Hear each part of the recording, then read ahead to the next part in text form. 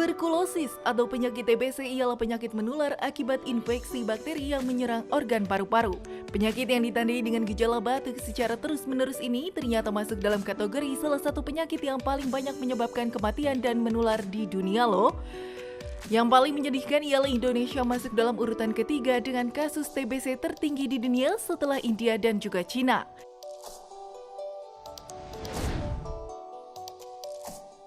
Tercatat ada sekitar 845.000 penderita TBC di Indonesia. Walaupun penyakit ini bisa disembuhkan, namun penyakit ini juga bisa berisiko fatal jika tidak ditangani dengan segera. Selain itu, penyakit menular ini bisa ditularkan melalui droplet yang terinfeksi seperti bersin ataupun batuk.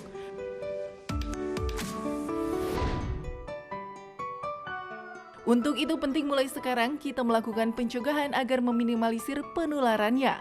Sebab TBC ternyata bisa menyebabkan komplikasi pada organ lainnya. Namun bagaimana cara mengatasinya?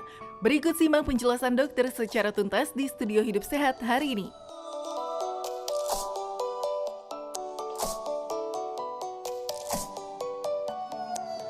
Ya, pemirsa, Anda harus tahu bahwa batuk-batuk, demam yang ya begitu-begitu aja, lalu mungkin orang turun berat badan, kadang-kadang karena jadi kurus, mereka pertama seneng, lama-lama bingung, kok turun terus berat badannya. Lalu orang-orang yang mungkin kena infeksi tiba-tiba, kena infeksinya ke otak, ada yang ke tulang, itu mungkin saja ada infeksi TBC, karena Indonesia adalah salah satu negara yang mungkin termasuk 3 besar di dunia paling tinggi. Dan akhirnya banyak aktif orang TBC di Indonesia. Kali ini kita akan membahas masalah penting ini bersama dengan Brigjen TNI Dr. Dewi Puspitorini, spesialis paru.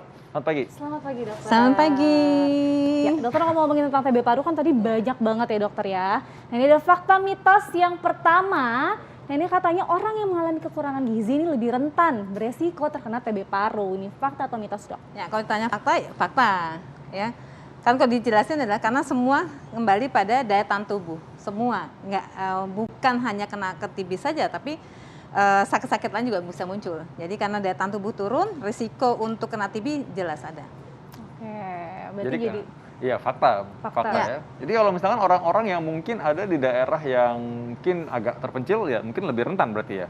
Ya, karena Indonesia sendiri kan jumlah kasus TB-nya tuh nomor 3 sedunia gitu ya. Setelah India dan Cina. Dan itu kasus TB banyak di daerah-daerah kumuh, padat penduduk gitu ya. Nah, kemudian gizi kurang jelas itu memang kena. Kita jumlah kasusnya banyak loh, 824.000.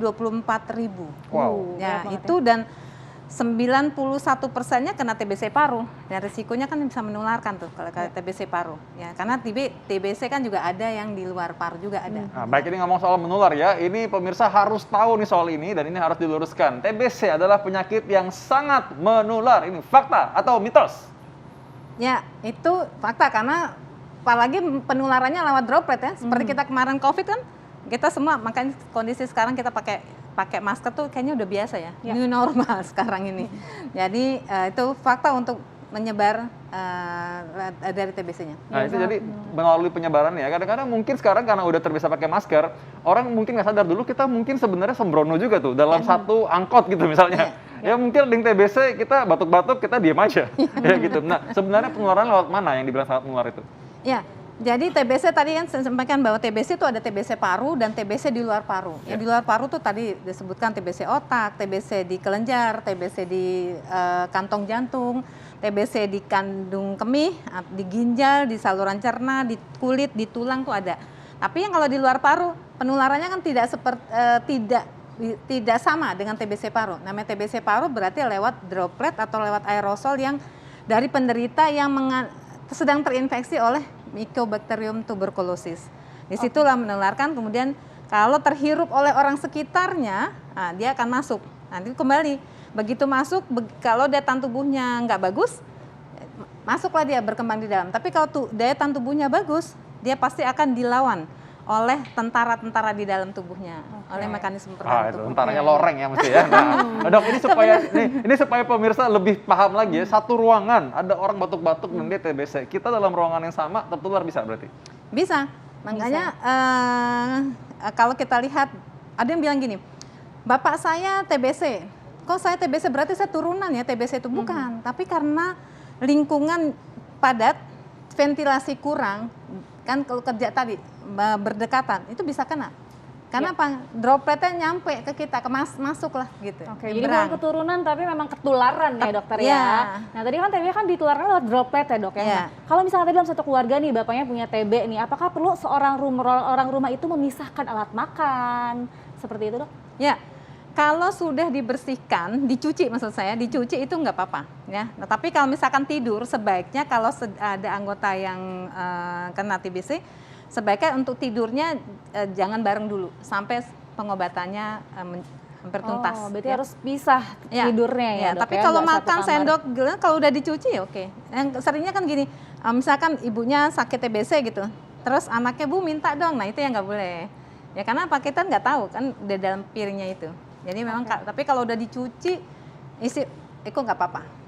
Untuk sendok, piring, garpunya, gelas gitu nggak apa-apa. Asal dicuci ya. pakai. Cuci, Asal iya dicuci, cuci, dok, tapi ya. jangan makan bareng Iya, gitu. jangan makan Jangan bareng makan juga satu gitu. piring ya. Oke baik dokter, nah ini juga selain tadi daya tahan tubuh yang rendah ya dokter, ini ada suatu pendapat katanya orang dengan sistem kekebalan tubuh yang lemah seperti contohnya bayi, anak kecil, lansia, penderita HIV atau AIDS, diabetes, kanker, dan gagal ginjal juga ini lebih memiliki resiko tinggi terkena TBC. Ini fakta atau mitos? Ya itu fakta.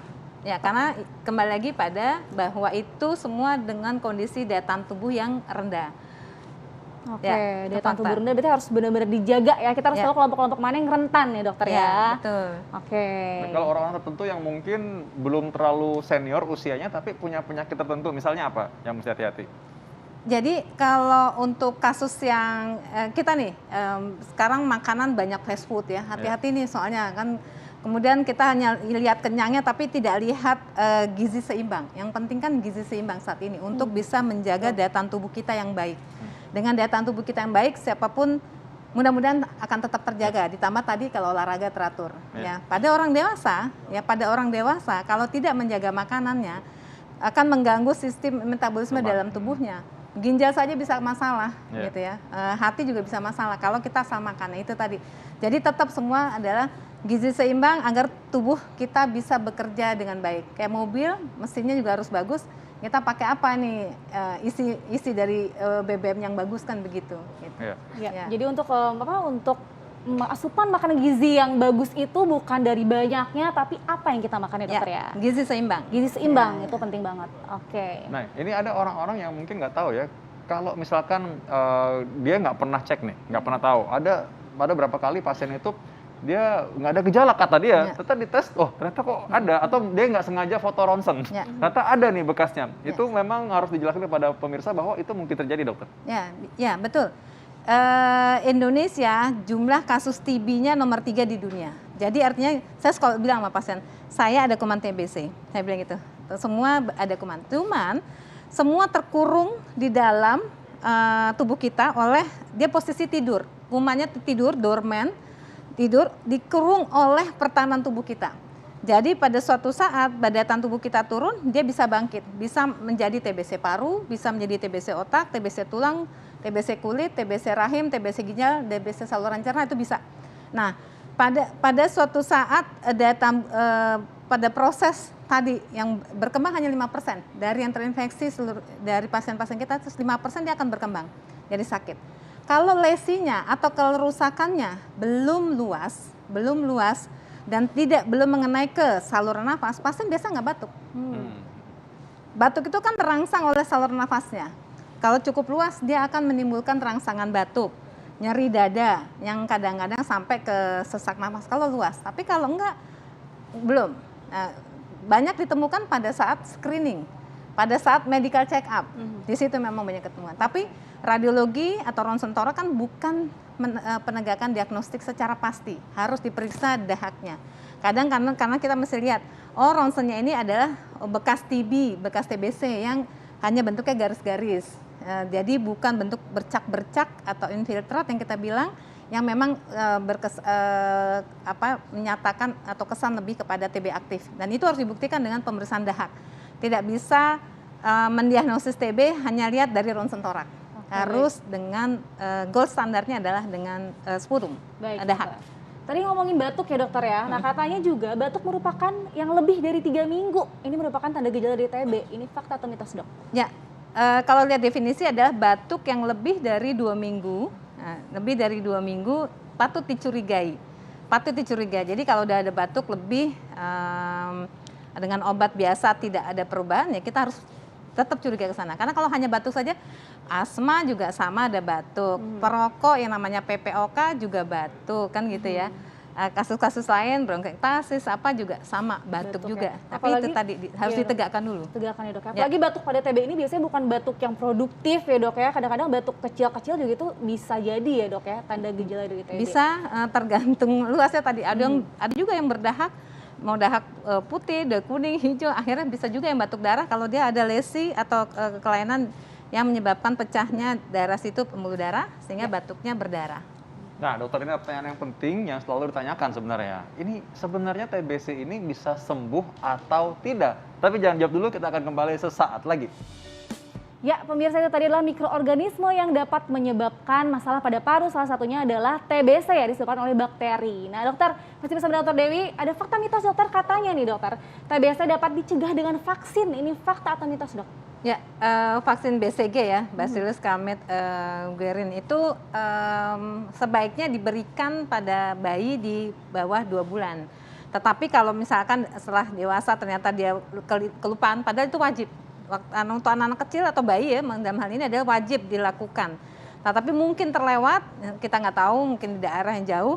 Kemudian sekarang setelah dewasa satu rumahnya ada, ya itu bisa dilakukan. Oke, bisa dilakukan. Jadi fakta ya dokter ya, dapat dicegah dengan vaksin itu ya dok ya. Oke. Dan ini vaksin ini tadi mencegah sampai sakit atau mencegah sampai sakit berat? Untuk menjadi sakit saat ini, walaupun kita sudah diwajibkan untuk vaksin, kenyataannya kan kita masih tetap kena nih. Iya. Karena apa tadi? Ada faktor-faktor lain yang berperan untuk munculnya atau kita menjadi terkena dan sakit. Itu tadi, daya tahan tubuh yang lemah, kita merokok gitu ya, pola hidup yang tidak sehat, PHBS-nya, pola hidup bersih dan sehat itu tidak dilaksanakan, lingkungan yang padat, ventilasi kurang, itu menjadi salah satu faktor, beberapa faktor maksudnya yang bisa memunculkan seseorang itu jadi sakit gitu. Dan soal beratnya bagaimana luasnya infeksi Mycobacterium tuberculosis yang menginfeksi ke paru. Kan ada yang lesinya kelainannya ringan sehingga keluhannya mungkin hanya batuk-batuk atau tadi seperti ketemunya di screening gitu, tidak ada keluhan. Ada juga yang lesinya luas, nah itu keluhannya pasti akan banyak sesuai dengan besarnya kelainan di dalam parunya. Ya, baik. Jadi kalau gitu ya intinya ya memang kita harus tetap menjaga juga supaya tubuh kita daya tahan kuat juga. Jadi kalaupun terinfeksi ya kita bisa melawan dengan tentara-tentara yang tubuh kita gitu katanya tadi ya. Nah, dokter, ini kan kita bahas mengenai pengobatan ya. Kita memberikan harapan nih bagi orang bahwa TBC ini bisa disembuhkan dengan pengobatan. Tapi ini kita bahas dulu fakta atau mitos yang beredar nih. Katanya kalau pengobatan TBC ini diobati selama 6 bulan. Fakta atau mitos? Ya, minimal 6 bulan. Minimal 6 bulan ya, fakta memang ya, karena bisa lebih ya. Bisa lebih dari 6 bulan. Bisa lebih dari 6 bulan. Contoh TB di luar paru saja itu bisa sampai 12 bulan. Atau TB yang resisten. Oh, itu lebih lama lagi tuh. Jadi mudah-mudahan jangan sampailah kita kena kuman TBC gara-gara lengah kita. Lengah dengan anggota keluarga. Jadi kalau itu perlunya kepedulian. Kalau di anggota di rumah ada yang kena TBC, jangan takut. Jangan malu juga, karena apa? Kita masih ada nih stigma negatif kalau kuman TBC dijauhi. Enggak, jangan. Justru diajak untuk berobat, diawasi, ada nama PMO, pengawas minum obat, diawasi dia minum obatnya harus benar, menelan obatnya harus benar. Karena ada juga minum tapi obatnya taruh di balidah. Oh gitu. Nggak boleh itu ya. Nggak boleh minum ya. Makanya namanya jadi pengawas menelan obat. Harus benar-benar sampai ketelan itu. Sampai ketelan obatnya. Sampai ketelan. Nah, jadi sebenarnya kabar bagusnya nih, TBC ini bisa terdeteksi, ada vaksinnya dan ada obatnya. Ya, bisa disembuhkan berarti ya. Betul, betul. Baik, jadi kalau kita memberikan harapan bahwa orang-orang minum obat itu kadang-kadang mungkin nggak enak ya dokter. Mungkin dokter bisa kasih motivasi sedikit aja. Ya, jadi yang pasti TBC itu ada obatnya, bisa sembuh, gitu. Jadi yang penting tadi niat kita juga harus menjaga lingkungan rumah, anggota keluarga kita agar tidak sakit. Karena kalau udah kena TBC tidak nyaman, mengganggu aktivitas. Kalau yang sakit jari, mungkin kalau sampai dipotong masih bisa nulis gitu ya. Tapi kalau udah kena organ paru sampai luas, kita nggak bisa nafas, nggak bisa olahraga, nggak bisa aktivitas. Jadi pola hidup bersih sehat harus dilaksanakan. Kita peduli dengan yang namanya TBC, mudah-mudahan kita bisa Indonesia bisa mengeliminasi TBC di tahun 2030. Amin. Eliminasi itu Mudah-mudahan, ya. menghilangkan TBC di ya. tahun 2030. Tapi itu tadi perlu kepedulian kita semua. Jangan takut atau hilangkan stigma negatif tentang TBC. Karena kalau stigma negatif orang malah jadi nggak berobat. Tapi kita harus berobat, harus bisa disembuhkan. Ajak keluarga yang misalkan ada batuk lebih dari 2 minggu, bukan, ayo kamu pasti TBC, bukan. Tetapi ayo kita screening, kita Ya. lihat apakah ini TBC atau tidak. Dan bisa diobati mudah-mudahan. Ya, dan Baik, bisa diobati dokter. pastinya. Terima kasih Terima dokter. kasih, sama-sama. Ya, tentang pola hidup sehat tadi kata dokter ya. Tahu pola hidup sehat gimana caranya? Maka itu saksikan terus Hidup Sehat setiap hari Senin sampai Jumat pukul 9 waktu Indonesia Barat. Kita pamit dulu undur diri ya. Saya Dr. Sabrina Raisa. Saya Dr. Vito Damai, Indonesia Hidup Sehat.